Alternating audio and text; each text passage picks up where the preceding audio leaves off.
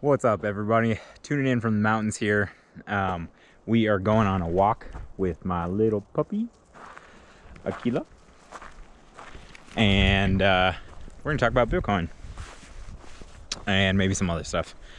And interlaced with cute moments of the doggy. Say hi. Say hi to the camera. Oh, yeah, there we go. Good one. Good one. Okay, let's go. Let's go. At this point in the world, I would say, at least in the US, pretty much like everyone is aware that Bitcoin exists as a currency and a store of value. Oh, that is a good potty, Aquila. We're trying to potty train her, and she's doing well, but also she still potties inside. So we just gotta say good job every time she goes. We're in this beautiful forest over here. As you can see, there's like a little cloudiness on my lens because I scratched it like an idiot, but gorgeous looking forest. Puppies love forests. Yeah, so at this point in the world, like, most people have heard about it, but I would say a vast majority of people, maybe even up to 95 to 99, maybe even 99.9% of people don't actually understand the real significance of that innovation. And this channel is my attempt to basically condense everything that I have learned about Bitcoin into concise, informative, educational, interesting, entertaining films so that I can help at least 0.1, 0.01, 0.0001 of people in the world learn why they should hold some Bitcoin, why they should progressively think about the world, their economy, their job, their business, their savings, whoa, keels, in terms of Bitcoin, their house, their real estate, their stocks, their bonds, everything, because it is the best savings technology, the best money, the best currency, and the best unit of account that humans have ever created. So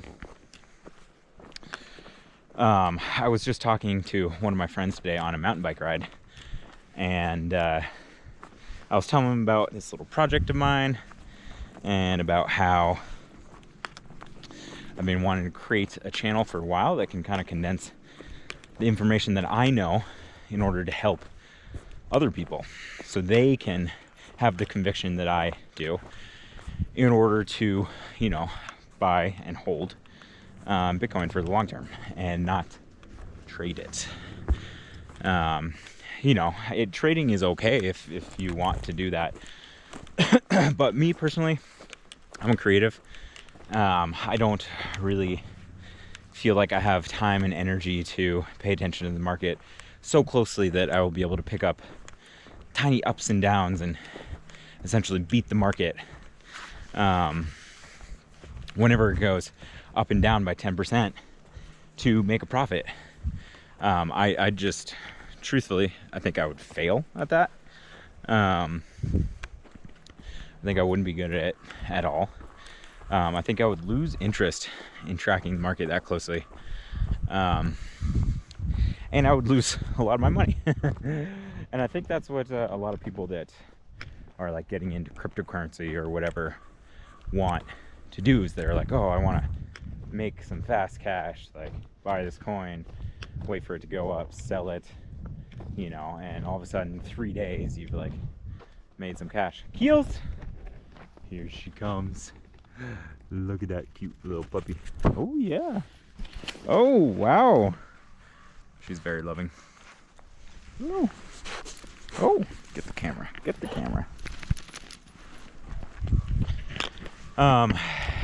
and at any rate, where was I trading? I'm not gonna attempt to trade. And I think it's actually detrimental in the long term, because a lot of people think of the industry as like, you know, there's lots of new technologies coming out, lots of different things that are important to pay attention to and to, you know, whatever, buy and hold and trade and whatever. But the realistic part of this whole thing is that Bitcoin was the invention. Bitcoin was the discovery. Proof of work was the discovery. And we're coming up on some people on the trail, so I'm just gonna stop talking to myself. You guys can look at the dog while we walk by.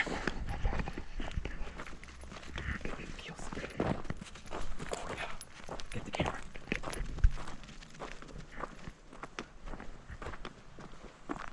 Go get him! Go get him! Yeah, go get him!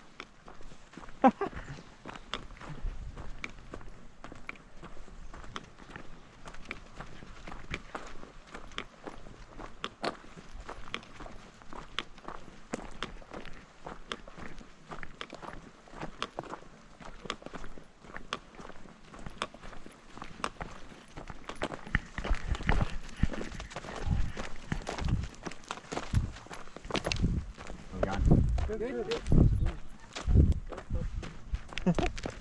Yui.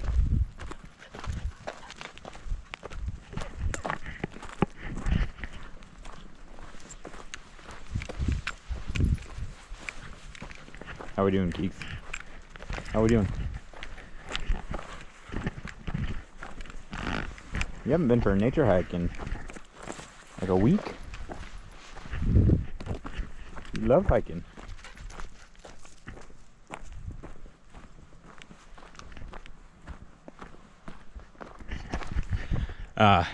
We're in the clear. So, as you can see, I kind of suck at talking to a camera. So, this is going to be a faceless channel, even though this video is me telling you all what I'm going to do. But that doesn't really matter. I just want you to give you like a perspective of the situation, the problem, the solution, and my intentions, and who I am just in general. So yeah, I live in a beautiful forest. My house is yonder. My pup is next to me, and we're about to go up this hill. In the winter, you can ski here. You go cross-country skiing. It's super fun, which is, I never thought I would say. I'm a downhill skier, mostly. But over the years, I've converted to, well, downhill skiing obviously is like the main thing because it's the most fun. But then in the summer, I like to mountain bike. And yeah, and in the winter now, my cross sport is cross-country skiing, because you actually get a better workout faster cross-country skiing than you do going to a resort to go downhill skiing. And of course, there's backcountry skiing too. Backcountry skiing is rad. You get fresh lines, although not always. Wild snow that just exists in nature, is not always good. But anyway, cross-country skiing is a good thing to get your cardio up so that you can crush it on those backcountry days and absolutely crush at the resort. And then mountain biking just keeps me in shape in the summer. And hiking with my doggy, who you can see right there. Say hi. Yeah. Oh, whoa. Hey, you're jumping up a lot. I don't know why you're jumping up so much. Anyway, back to the whole cryptocurrency thing. The innovation was Bitcoin, proof of work, everything that Satoshi was able to accomplish from his project. There were many attempts before that to create a digital version of cash, and none of them worked until Bitcoin. So people like to think that Bitcoin is the first, so why would the first of, you know, many be the one that wins in the end? But the reality of the situation is it was not the first, and everything since Bitcoin has been a copy of Bitcoin or a change of the essential function of Bitcoin, which is to be a decentralized, secure network that no one can control, or manipulate or alter or anything.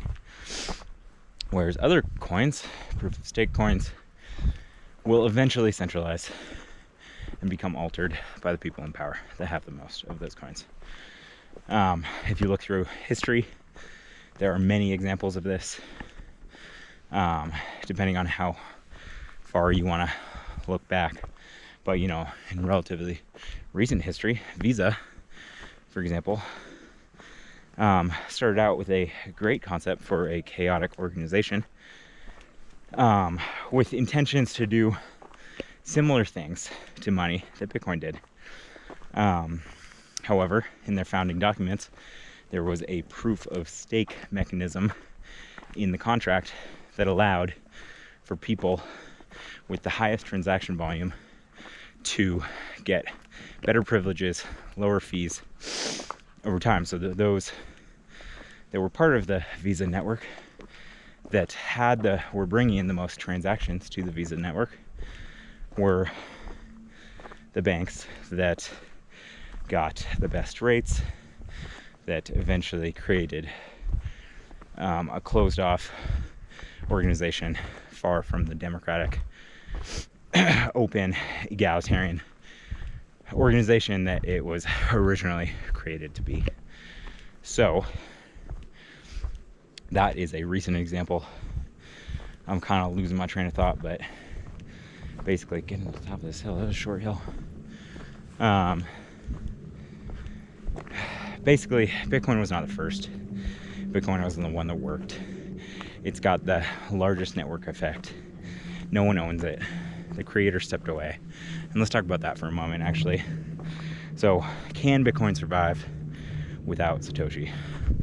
I get asked this a lot, actually. Oh, wow. I'm sorry. Quick side note.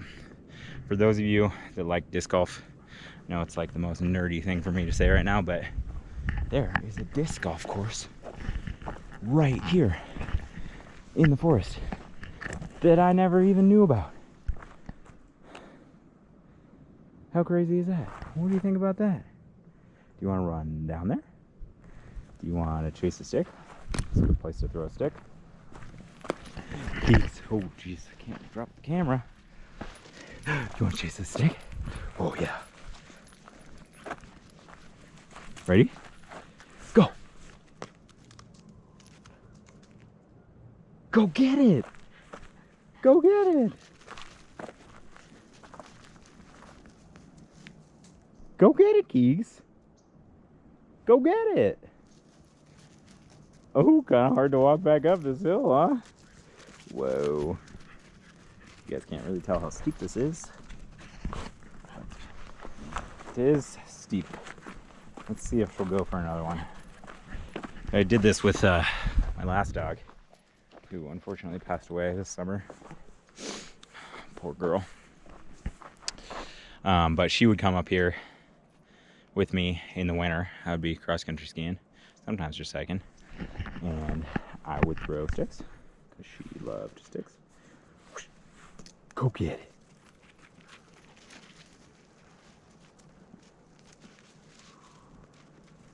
Oh, good girl. It's right in front of you. It's right in front of you. I'll throw sticks, and like this hill in the wintertime is like amazing because like dogs in snow can just leap and bound all around, and they just get such good traction. They can just climb like vertical slopes of snow. Good girl. And it's pretty cool. Pretty cool to see. It must be like real fun for them. Oops, sorry, Keith.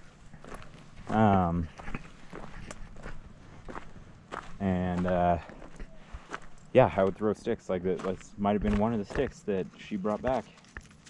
Who knows? When the snow melted, could have been one of those too. Yeah. She's a good girl. She's such a good girl. It's amazing like how you fall in love with like an animal like so quickly. They're just so good to you. They're just so unconditionally loving.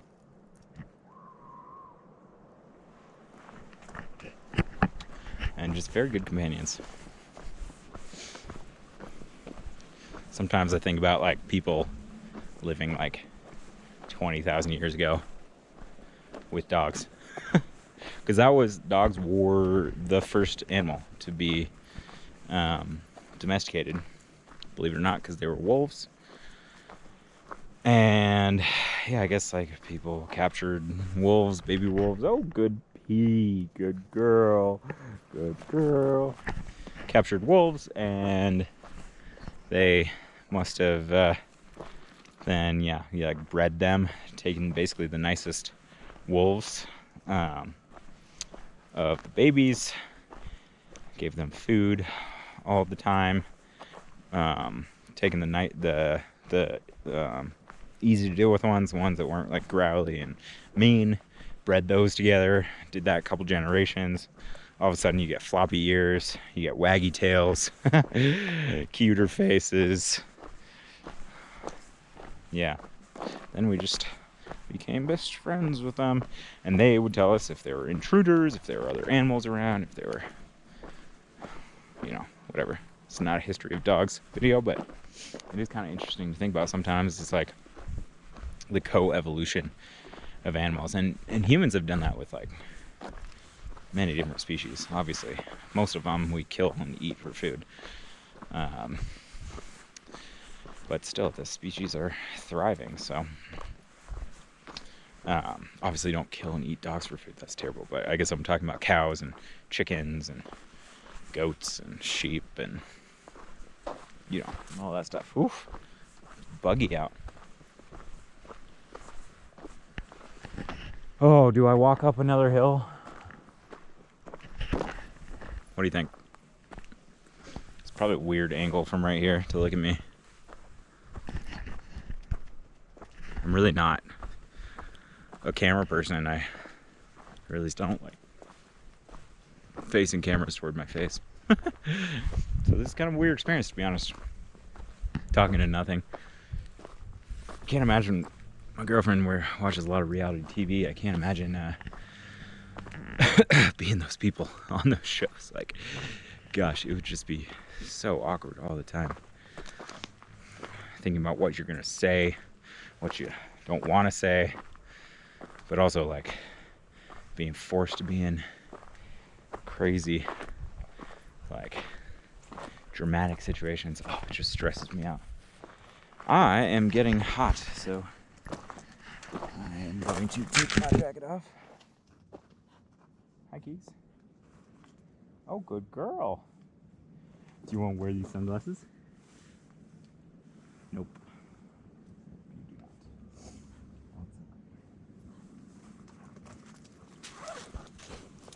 Yep, that's... Oh, you're stepping right on the camera. I see how it is.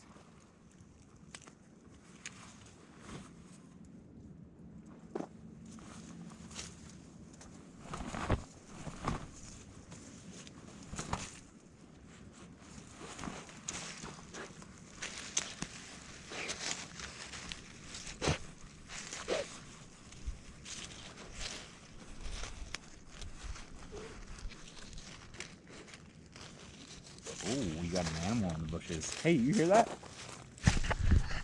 You got an... Oh, there it is. Oh, it just scurried away. Oh, well.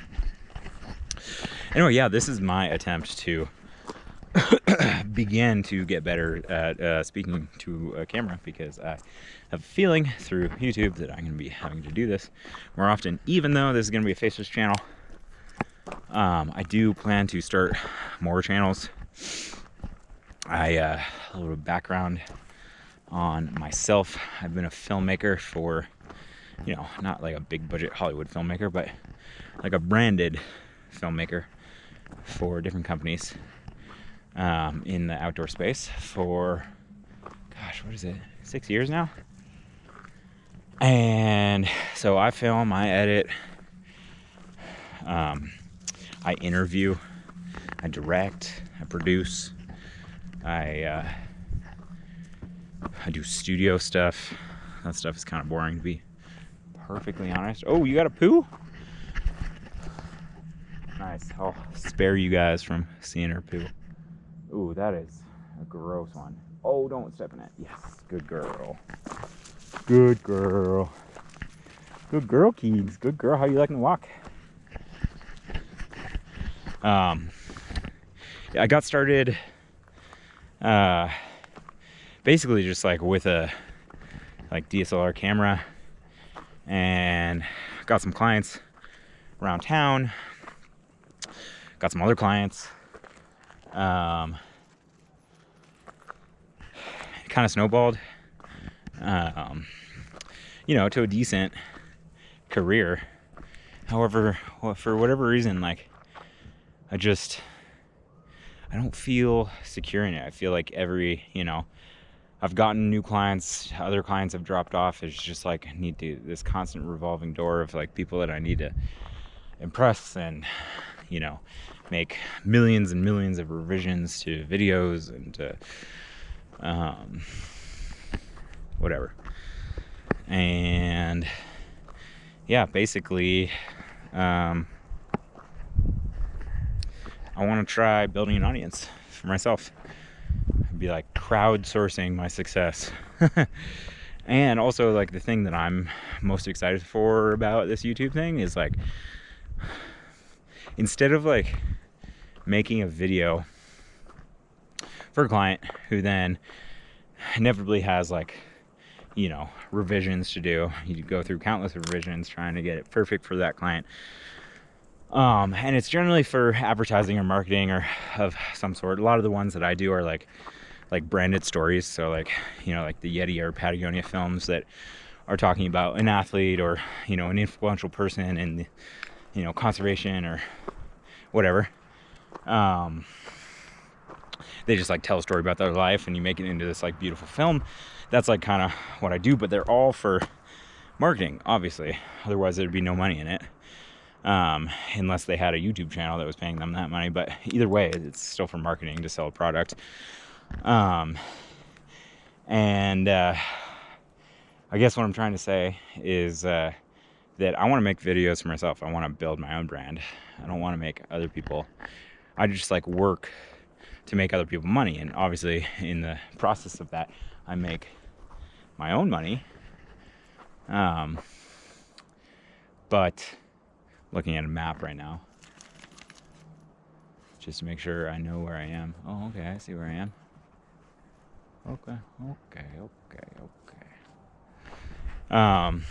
But I want to build my own brand. So, you know, I am the person that is like, oh, there needs to be revisions or there doesn't need to be revisions. And on top of that, I want to build a team. And like the team that I've built here in my community is awesome. Don't get me wrong, but they're expensive. They're very expensive. And when it comes to profit margins, like, I want to not feel like I'm giving all my money away. I want to, you know, save a little bit of money and invest it and buy Bitcoin. And obviously other things, and eventually buy a house and, you know, get a nicer car and whatever. And so my intentions here are to look at the data after every video that I create. I want to analyze that data and figure out what works, what doesn't work, what kind of video ideas work. Like, who watches these films? Why are they watching it? Why are they, you know, where are they dropping off? You know, what's my audience retention? Like, how do I increase that? How do I basically, come here, no, come on, no, hey, that is bear poop, come here, no, come here. Oh, she just sat in bear poop. Puppies just love poop. They sniff it out everywhere. It's disgusting. I don't know why they do that. Like, if I was a small human, like, baby humans don't sniff out human poo. They don't go into the bathroom and be like, this smells like a raunchy one. Let me go investigate. It's disgusting.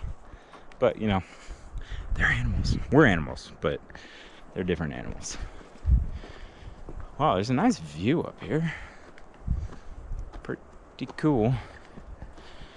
But yeah, I want to build something where I have an audience that likes the videos that I'm making, that will return to watch more because they're entertaining, educational, and inspiring, and that will come back time and time again to watch the next video that I create, because that will be equally educational, entertaining, and inspiring. And in that sense, their view is supporting me as a creator, crowdsourcing my success, rather than having my success rely on one marketing director at one company, or another marketing director at another company, or another CEO at a smaller company, or like, you know, whatever, all this stuff. Here's the view. Can you even see this just wide angle GoPro lens? Not really. You can't see much of anything, but you guys are just gonna have to trust me here.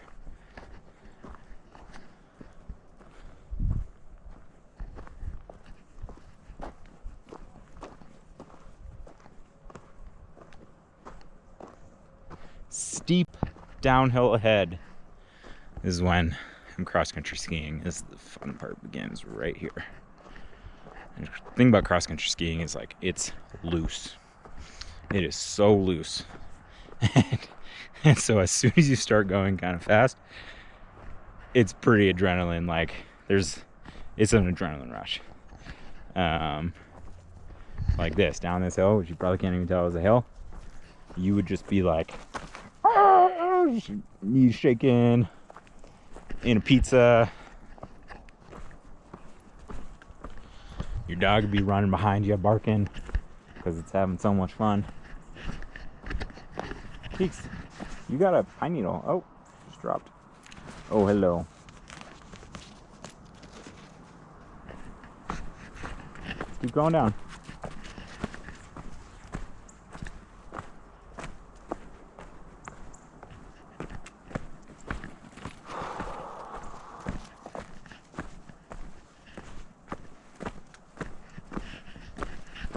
It's like, I feel like when I talk to a camera, I just talk so broken. Like, my mind is so jumbled and so, like, ADD. Can't ever get, like, a clear, concise thought out without, like, getting distracted or whatever. I mean, that'll just, like, come with time, and also, like, scripting out things. But, and, like, being a filmmaker and whatnot, like, I'm not on my films already. So, like, I already, you know, these faceless films are going to be, they're going to be awesome. And, you know, I hope people will watch them.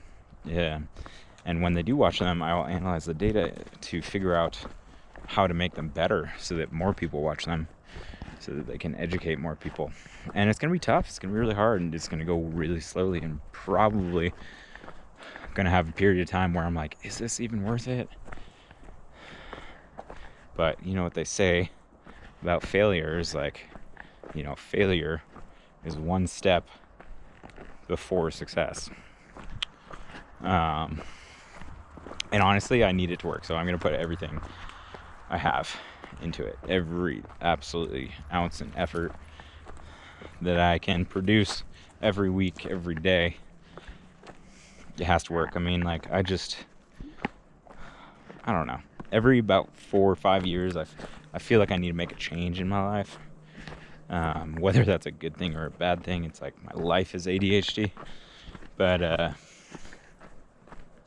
fact of the matter is, I end up changing, and you know, it's not always like a full change of careers. It's just like kind of a pivot within one career into, you know, another subset of a similar career or the same career.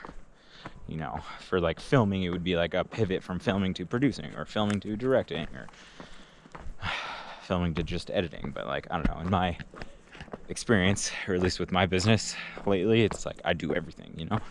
I film, I edit, I produce, I hire some freelancers to help me, but realistically it comes down to me. I make the relationships, I make the sales, I manage the relationships, I manage the team. And yeah, I don't know, just with everyone has struggles in their jobs, right? Like sometimes you're like, man, am I a good manager? Am I good am I good at producing? Like when I'm doing everything, when you're a jack of all trades, you really can't be a master of any one thing. And I'm definitely best at editing and cinematography and audio, but not even audio that much. I mean, I know how to do it well, but what time are we at? Oh, we got 30 minutes, man. Oh, I feel like I've been talking forever. We are just going on a hike. Miss Keegs. Going on a hike. You want to say hi to the camera?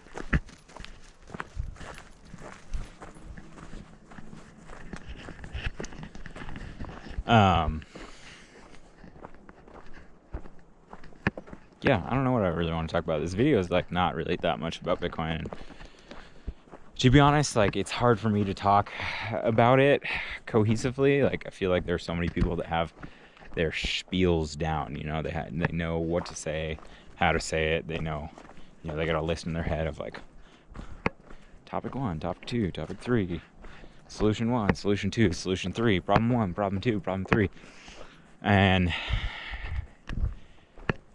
yeah, and so like I don't know.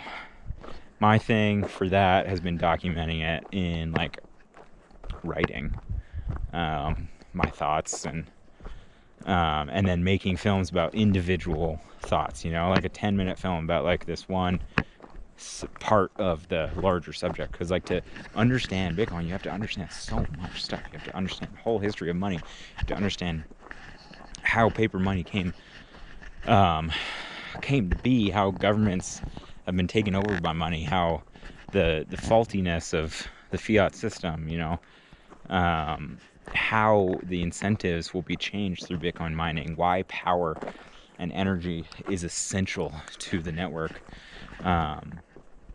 People don't understand that. People think proof of stake takes, you know, 99% less energy to validate the network. But the thing is, it's your proof of stake. So if you have a lot of stake, you have more power over the network. Like if you have a lot of Bitcoin, you don't have more power over the network. You can't influence the network in the way that the larger banks in Visa's network influence that network into essentially being a top-down company with secrecy and control and privileges for the rich and the wealthy. And the thing about Bitcoin is like it's for everyone. It's literally for everyone. It will help the world. I don't care if you're, you know, a Democrat or Republican or whatever in another country in the world. Like it really just levels the playing field for all players, and it doesn't allow governments to take advantage of the fact that they can just print money for free that everyone else has to work for. And it makes it so that they cannot steal your wealth through inflation without you voting for a tax, because inflation is a tax, you know. A lot of people say it's theft, and in a way it is theft because you're not agreeing to it. It just is. And that's the whole thing about, like, you know, these days you have to have a job. If you want to like escape the rat race, you have to have a job. You have to make enough money so that you have a little bit of a disposable income in order to invest. You have to learn all about investing. You have to become a professional investor in order to invest your money smartly for 30 plus years in order to make any sort of adequate retirement. And even then, sometimes it's just not adequate, especially if things inflate. And like, I don't know, the way things are going right now, it's getting exponential. And so inflation will rise exponentially. I mean, the US might be able to like curb it for at least the short future. And who knows like how short that is. I mean, it could be like 10 years, 10, 15 years where they're able to keep it under 10% inflation, which, you know, even under 10% inflation, like over, you know, 2% is enough. Or not even enough. It's too much. But, you know, if it's hovering around 5, that actually makes impacts on people. And if it's around 10, people are really going to start to notice and be like, this is stupid. This system isn't working for me. It's just making you poor, and all those people around you that have more money are just getting richer because they hold assets, and you don't understand that. And it took me a long time to understand that, to be honest. I just didn't really care. I didn't care at all. And that's like the trouble. It's like, you know, people that I know in my life, like, mostly, like, you know, roll their eyes when I talk to them about Bitcoin, if I talk to them at all, because I can just tell that they just don't care, or they think that they don't care. They don't realize that they should care. They don't realize that they actually have to care. And, you know, a lot of people, like where I live in the world, like, people get paid a lot of money. Or at least, I don't know, people that I know, some people that I know get paid a lot of money. Other people don't. I didn't for a long time. I was super poor for a long time. So things are skewed, you know, like the people here have like disposable income, and, you know, investing is like a thing people talk about sometimes. And, but like there's so many people that are in the world that are just like ignorant to what inflation does to them, in the long term. And anyway, back to the US, like, if they can hold inflation under 10% for 10, 15, maybe even 20 years, like, yeah, maybe Bitcoin won't explode as fast as some people think it does. And don't get me wrong, I'm not being bearish. I think Bitcoin is probably inevitable. Not probably, it's definitely inevitable. It's just a matter of the amount of time that it's going to take for people to wake up to, like, why it has to be the next system. Oh, just laying on the ground, huh? Because if it is not the next system, the world is going to a darker place than it is today. And I would argue that today is not a really great place. You know, the U.S. has this world reserve currency. We're enacting economic colonialism all throughout the world, making other countries produce goods so that they benefit us and not that actual country. It's just crazy. And even within our country, we're creating volatile, not conducive economic situations for the majority of our population. And because of the system, there is a wealthy few that are getting very wealthy because of that system, because of the theft, because of the inflation. And it's just not fair, and Bitcoin's a fairer system.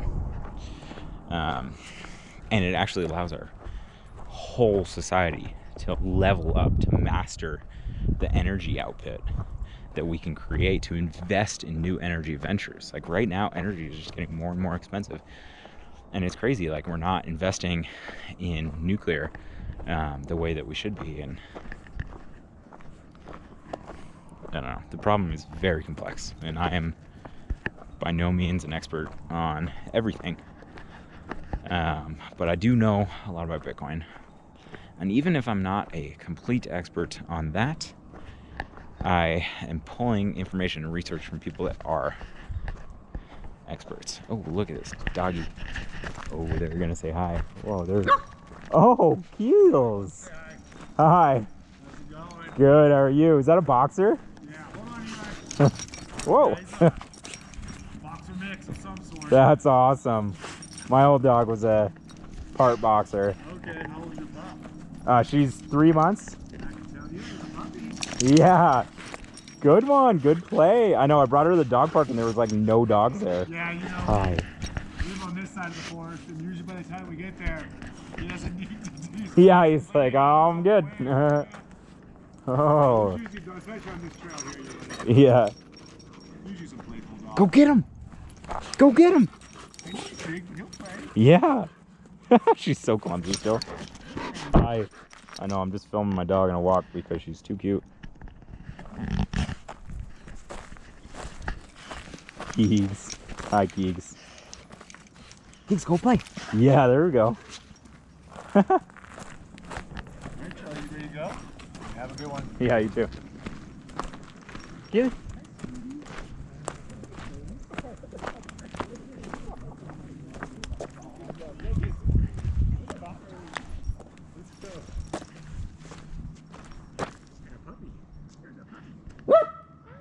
Go get him, Keegs. Wow, that was a big bark for a little puppy. Hi, pup. Hi. What the hell? Hi. Hi. It's just a puppy. Anyway, yeah, you.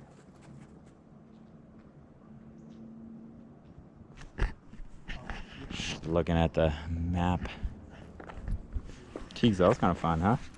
That was kind of fun. This road right here is not marked on that map. But whatever. Oh, I think I go this way. Sure, whatever. Keegs, let's get lost. Yeah, that was kind of fun. We were looking for those doggies earlier. We couldn't find any. So we just went for a walk instead. And Dad's talking to the camera like a weirdo.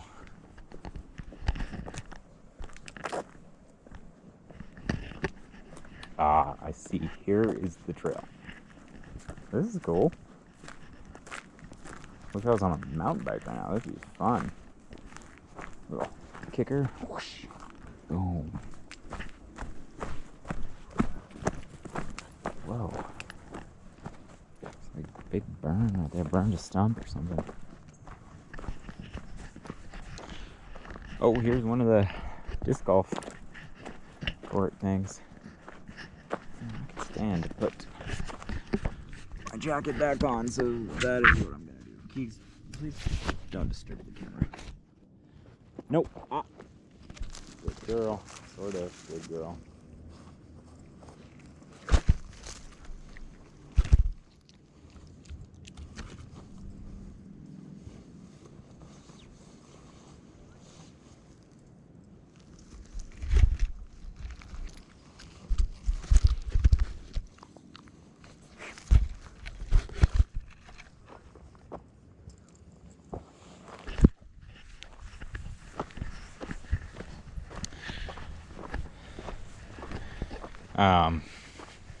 If this video is just boring you, which could very well be the case, I hope that you will stick with me throughout the evolution of these videos, and the faceless ones that are gonna be really good. So I hope you find them interesting. And I hope I get to learn from you guys what I am doing to make them not interesting, or, you know, like how I can make them more interesting, to make them more engaging, to get more views, obviously, like whole YouTube game. But I feel like there's lots of creators out there that, I don't know, when I was thinking about making this channel, I was just like, obviously like gorging through Bitcoin content on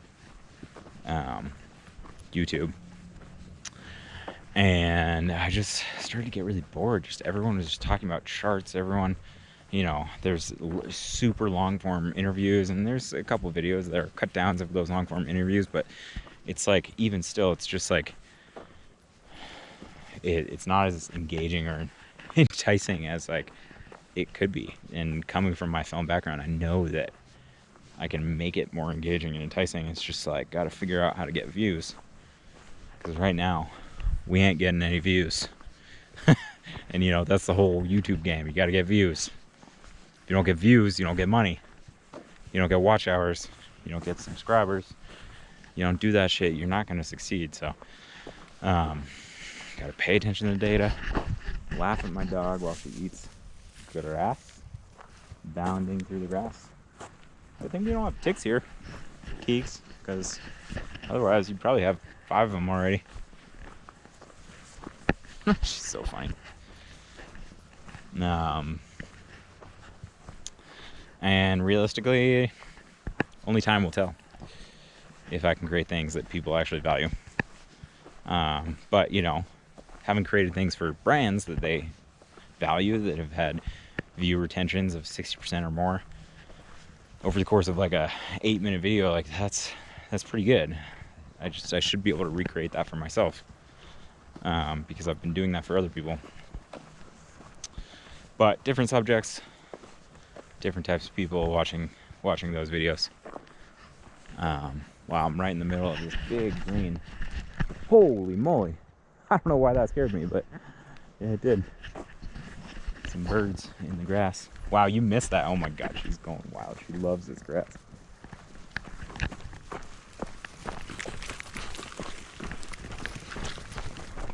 Oh, did you hear those birds? You heard those birds?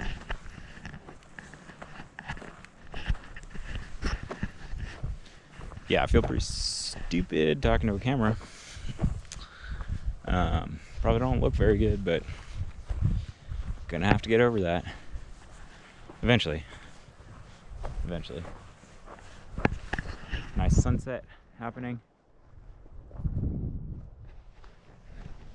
It's funny, like as a filmer, I'm just like randomly pointing this GoPro around. It's like funny. This is how like average people film.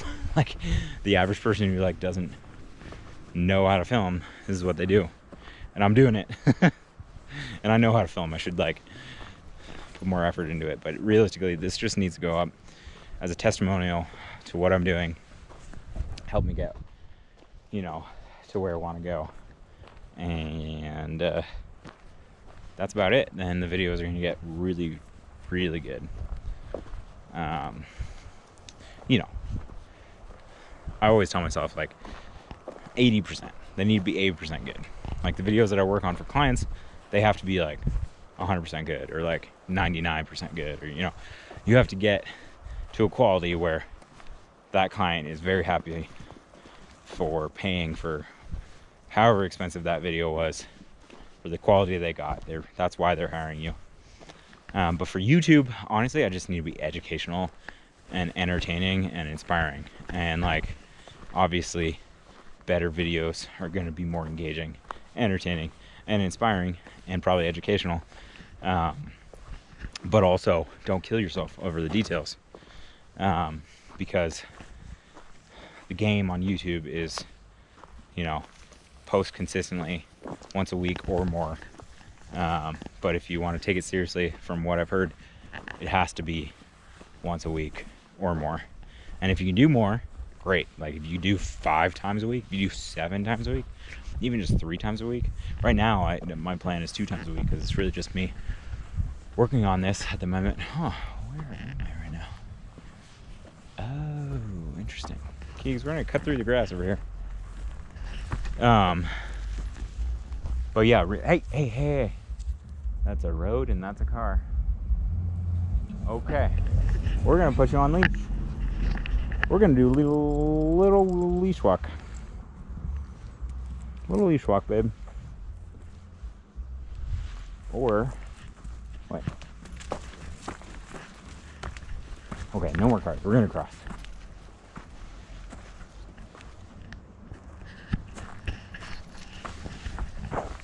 Alright, there's not a lot of cars here. Good girl. There's ropes course here too, which is kind of cool.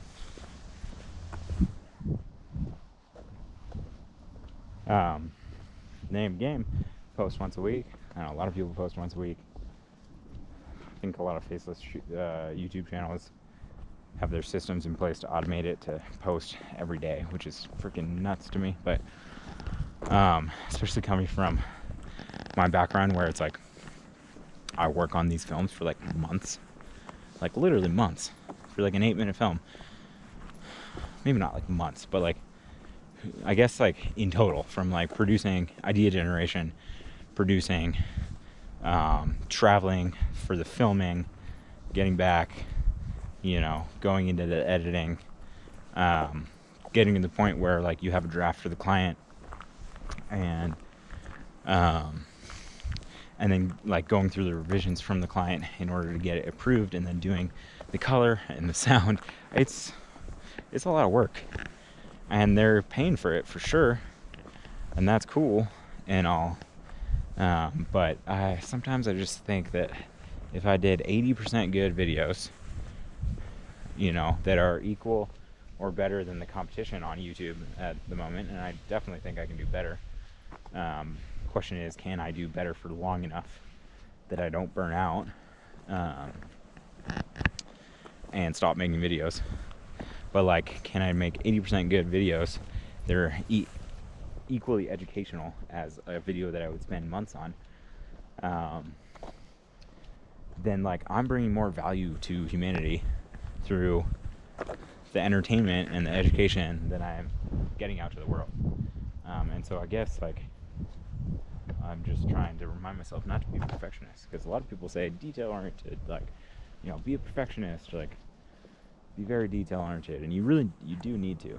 You need to like be professional and like get things done and have them be at par or above par. But you need to be quick. Like a good business mentor of mine, one of my clients actually, always tells me, which is funny that he tells me this because I'm working on his stuff, but he's like, don't let perfect get in the way of good enough. And it's true. Like, like a lot of people say practice makes perfect, and that is absolutely true. However, don't let perfect get in the way of good enough. So practice to get perfect, but then everything that you make, don't work on it for so long to make it perfect that the value of what you made is actually diminished. Does that make sense? Does it make sense? Makes sense to me. Down at these fields over here, it's cool. Cool part. The moon's out. I don't know if you can see that. Probably not in this giant wide angle. Yeah, let's sit on these. Let's sit on the bleachers. There was a game here earlier when I started walking, and there's not a game here. I was here in the winter, and well, it was actually the spring, and I saw a bear walking across this field, and I followed it for a little bit. You know, I stayed a safe distance away, but I was curious. I was like, where are you going? Bear? We don't have like grizzly bears or anything here, just black bears. They're very cool. So majestic. Why is a bear so majestic? It's just like so crazy to see that big of an animal just living in the wild. You know, like, I don't know. Oh, it's such a nice fall temperature right now. I love it when it's like this. We got some moisture coming in the atmosphere. We got some lenticular clouds in the distance. Got my puppy out front. It definitely feels like the seasons are changing, and seasons are changing for me and my business as well, apparently.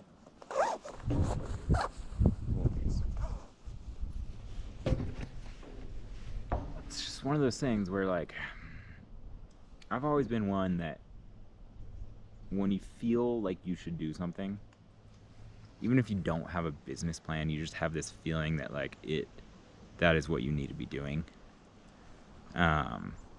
You should do it. You should go after it. I mean, it doesn't mean you should like drop everything, quit your job, and just go into something without knowing how it's going to play out. Use it as a transition. Like, slowly start to do that thing until you're confident enough that it will play out, or it will just grow. You know, if you get to a point where you're like, oh, I'm almost making a full-time salary off like my side hustle, and you're so passionate about that side hustle, it's all you think about when you're at work, and it's making it hard for you to do your work stuff. Like, throw yourself into that passion, you know. Still be a good person, like, do your job if you have to, but when you get to the point where you're like, I think I can almost make it, just do it. Just do it. And for the most part, you're not going to regret it, because if you're almost making it already, Keeks, what's wrong? I know you don't like it when I just sit in one place. If you're almost making it already, then if you put everything you have into it, all your energy of the day, every week, every month, every year, then you're gonna make yourself succeed, you know. And it matters about that passion. Like, are you passionate enough to work on what you're working on for, you know, way more than you would work a regular hourly job? You know, it took me a long time to like feel confident that I could just like leave my job. And then when I did, like, it was hard. Don't get me wrong. I didn't really make that much money. I was just living paycheck to paycheck for a while.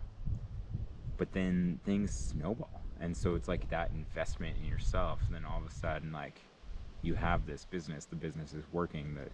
The business starts to make you more money than it did last month or the month before. Or you get a new client, and all of a sudden your like revenue skyrockets, and you're just like, this is it. This is I can do this. And then when you feel comfortable in that space, in that risky space that it is to start your own thing, you get a lot of confidence. You're like, you know what?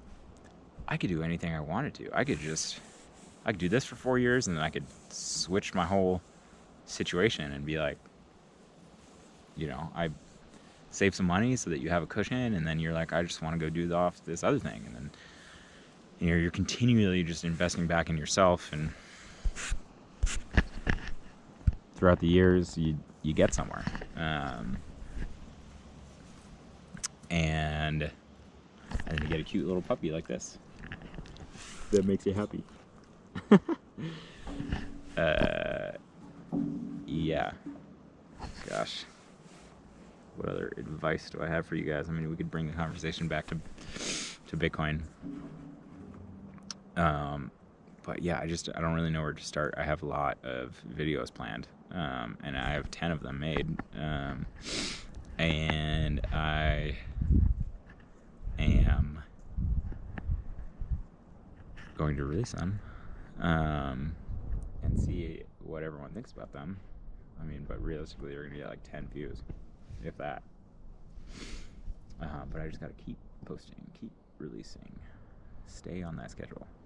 And to be honest, the last couple of years, I've had like no schedule because I've just like worked for myself, managed lots of very varying different projects with different requirements, different timelines. It's just been, especially when you get a lot of things going on, when you got a really busy month, like it gets really confusing to keep track of. But like the thing about YouTube is it is so stable, you know. You stick to your posting schedule. You make videos every week or multiple times a week, and slowly, if those videos are any decent, and if you're choosing the right ideas of videos to make in a non-super saturated market or niche, then you will grow. But like I said, I actually haven't done this before, so I'm talking like I have, and that's kind of stupid but like whatever, I'm just like reiterating what other people have said through their videos.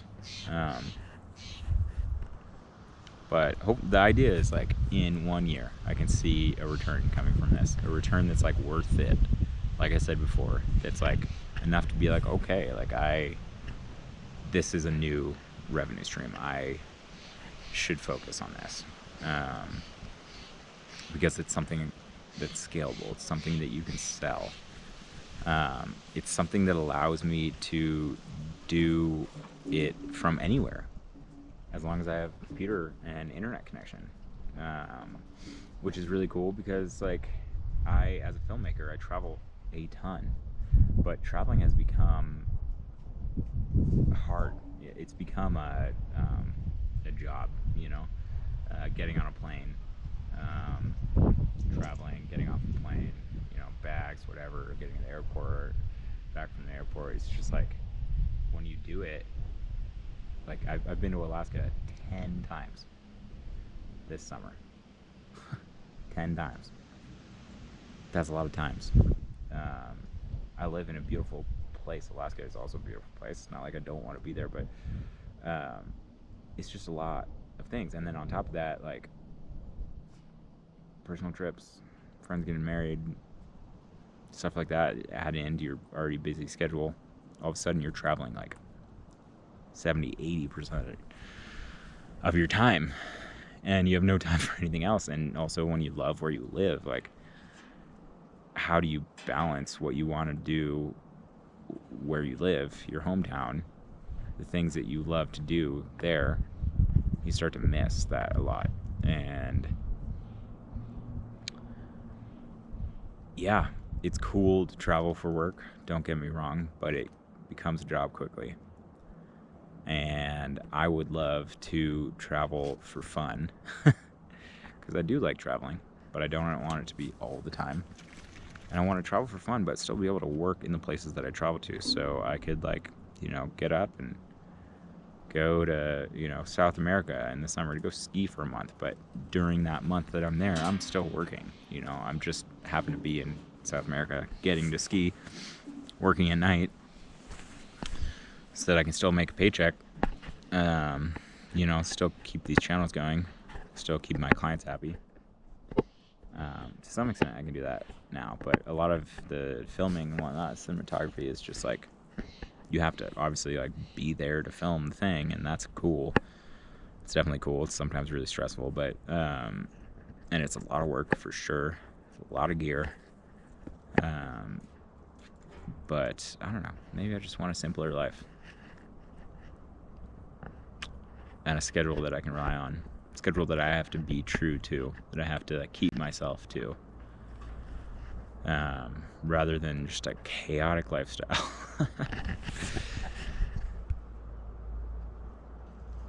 So I made it to an hour. That was difficult. I feel like my stream of thought consciousness was I don't know, probably not interesting at all, but you know what? People might find value out of this. People might see this and be like, oh, I can relate, or oh, I'm inspired, or what a cool hike he went on. Not really. Yeah, feels weird talking to myself. Akila, there's cars coming. Come here, baby girl. Come here. Yeah, good girl. I'm just gonna put this on you. Good girl. Okay, you can get out of here. Oh, no. Oh, sorry, that loud noise. Let's go. Oh, no. Oh, gosh. Oh,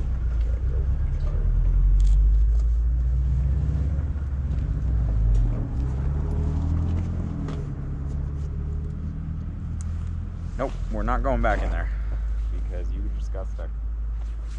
We're gonna walk back to the car.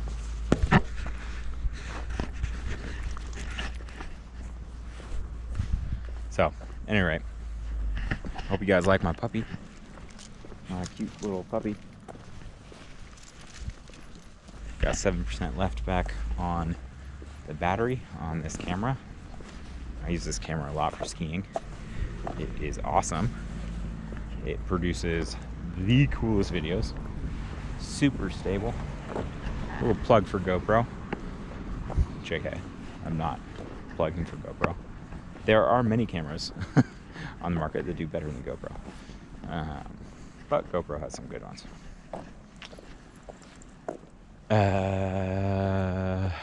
Where did I park? I thought I parked right over here. Oh wow, recently a bear broke into my car for a bag of hot Cheetos. Keegs, what are you whining about? We're just walking. Yeah, for a bag of hot Cheetos. Ate the whole bag. They were like the extra flaming hot Cheetos. I ate a handful of them and they were so hot that I couldn't even eat them all. Or like I could just eat that handful.